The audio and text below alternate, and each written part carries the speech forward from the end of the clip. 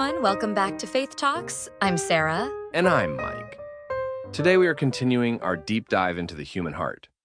We're actually working through a brilliant series by Pastor Kyewoon Choi. And today's topic is something everyone, and I mean everyone, struggles with: how to actually guard your heart. It's so true. We hear the verse Proverbs 4:23 all the time. Watch over your heart with all diligence.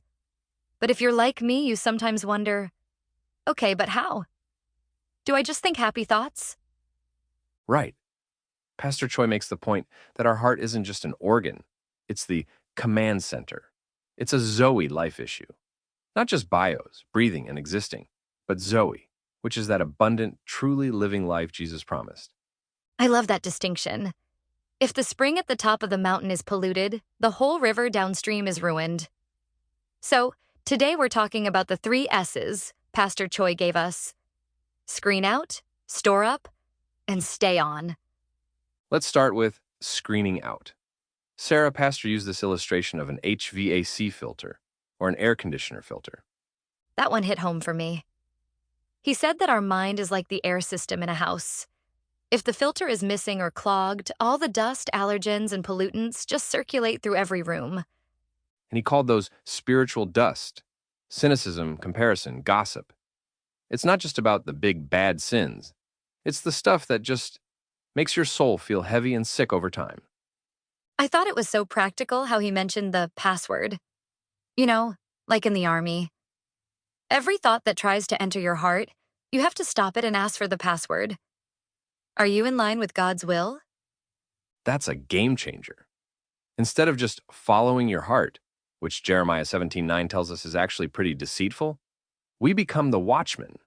We take every thought captive, whether it's a depressive thought, a suicidal thought, or just a bitter thought about a coworker.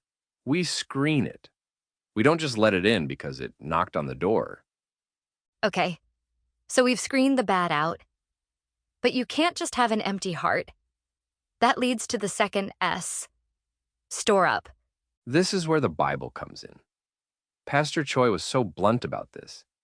He said it's an oxymoron to say, I love God, but never open the Bible. It's like saying, I care about my body, but I never eat. He used the reservoir illustration. This was my favorite part. Yeah, explain that, because that's the why behind Bible study that most people miss. Well, a city survives a drought because of what it stored during the rainy season. You don't wait for a crisis to start memorizing scripture. You store it up now so that when the drought of grief or job loss hits, you can turn the tap and living water comes out instead of just dry sand and panic. That is so key. It's daily stock up. Like the refrigerator, you don't fill it once and expect it to stay full forever. You need that daily intake of the Word of life. Finally, the third S is stay on. And this is the difference between reading the Word and dwelling on it. Pastor Choi used a movie projector analogy here. He said we all have a mental projector playing movies in our heads all day long. And man, some of us are playing horror movies on repeat. What if I get sick? What if I lose my house? What if they don't like me? Or drama movies, replaying an argument from 5 years ago over and over. Paul tells us in Philippians 4:8 to change the reel. Exactly.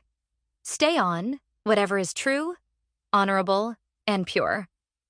If you hit the play button on a victory movie of God's faithfulness, your mood actually starts to follow the movie. You can't focus on God's victory and feel totally defeated at the same time. It's about where you dwell. You store it in the reservoir, but then you choose to keep the water flowing.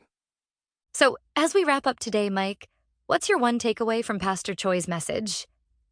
I'm going to be the watchman. I'm going to be much more aggressive at the filter level. No more letting spiritual dust settle in my living room. For me, it's the movie projector. I'm changing the reel today. If you're listening, we want to challenge you. Pick one of these 3. Screen out the negativity, store up a specific verse, or stay on a movie of God's goodness today. Huge thanks to Pastor Kyewoon Choi for this life-changing framework. We'll be back next week to keep talking about the heart. Guard the spring and the river will run clear. See you next time.